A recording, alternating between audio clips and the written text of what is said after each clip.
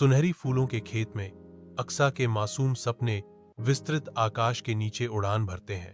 उसकी कल्पना एक जादुई घर की रचना करती है जो अनंत संभावनाओं का एक अभयारण्य है। अपने कमरे की शांति में अक्सा तारों से फुसफुसाती है, एक ऐसे घर का सपना देखती है जो किसी और जैसा नहीं है। उसका साधारण कमरा रेखाचित्रों और शिल्पों से भरा है, प्रत्येक उसकी असीम रचनात्मकता का प्रमाण है। एक रहस्यमय रास्ता पहले कभी न देखे गए जंगल की ओर जाता है जो उसे आश्चर्य से भर देता है। अक्सा एक जादुई घर के सामने पहुंचती है जो सपनों के साकार होने का एक दृश्य है। यह घर नरम गुलाबी बादलों से बना है जो चांदनी में नहाया हुआ है।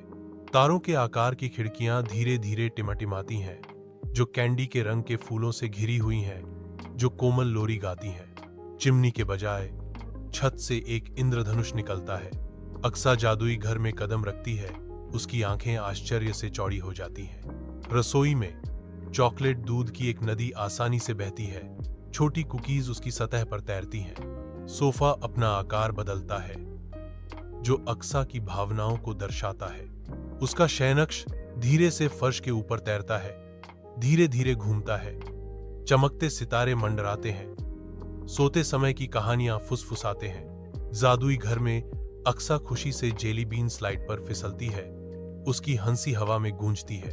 एक स्पर्श से अक्सा आकाश को रंग देती है, रंग उसकी कल्पना से मेल खाने के लिए घूमते हैं। जब अकेलापन आने लगता है तो घर प्रतिक्रिया करता है और हवा को कोमल आरामदायक संगीत से भर देता है। अक्सा के भीतर उत्साह उबल रहा है, घर चमक रहा है जो उसकी उज्जवल खुशी को दर्शाता है।